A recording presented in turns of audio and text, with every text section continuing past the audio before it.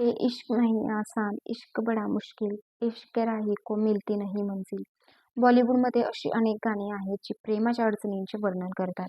परंतु ही केवळ गाणी नाहीत, हे सत्य आहे. प्रेमयुगुलांना सहजासहजी लग्नाच्या ध्येयापर्यंत पोहोचता येत नाही.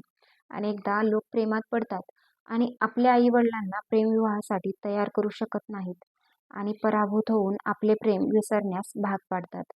आज आम्ही तुमच्यासाठी काही टिप्स घेऊन आलो आहोत, ज्याच्या मदतीने तुम्ही तुमच्या आई-वडिलांना लव्ह मॅरेजसाठी सहज तयार करू शकता.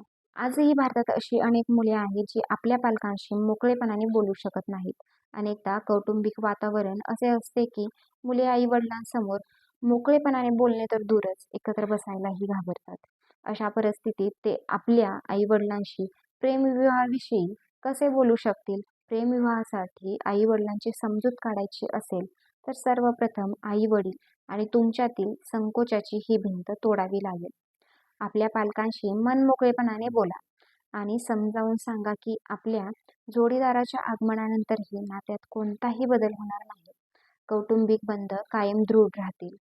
काही घरांमध्ये मुलांच्या प्रेमविवाहासाठी पालक सहज तयार असतात, पण आजही काही घरे अशी आहेत जिथे आई-वडील प्रेमविवाहाला सहजासहजी तयार होत नाहीत. जर तुमचे आई-वडील तुमच्या लव्ह मॅरेजसाठी तयार नसतील, तर तुम्ही समजूतदारपणाने वागण्याची गरज आहे.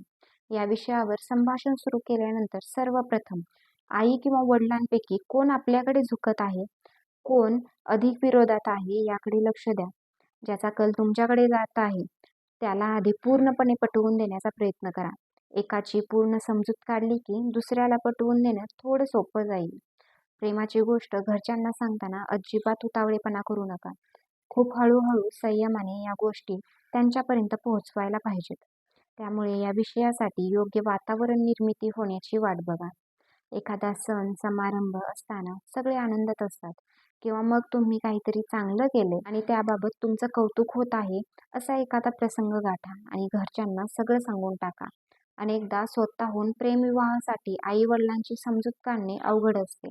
अशा वेळी तुम्ही कुटुंबातील एखाद्या खास व्यक्तीची मदत घेऊ शकता.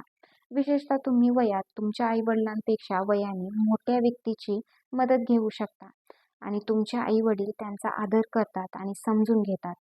कुटुंबातील समंजस आणि आदरणीय व्यक्ती तुमचे प्रतिनिधित्व करतील, तर हा विषय सहज मांडता येईल. तुमचा जोडीदार कसा आहे हे माहीत नसल्यामुळे पालक अनेकदा लव्ह मॅरेजला घाबरतात. तुम्ही त्याच्याबरोबर खुश राहाल की नाही? पालकांची ही भीती दूर करण्यासाठी पहिली पायरी म्हणजे आपल्या जोडीदाराला आपल्या कुटुंबात मिसळू देणे. आपल्या जोडीदाराला कुटुंबातील प्रत्येक सदस्याची संपूर्ण माहिती द्या, जेणेकरून जेव्हा ते आपल्या कुटुंबाला भेटतील तेव्हा त्यांना कुटुंबातील सदस्यांमध्ये मिसळण्यास त्रास होणार नाही आणि आपल्या कुटुंबातील सदस्य देखील आपल्या जोडीदाराला चांगल्या प्रकारे समजू शकतील. धन्यवाद.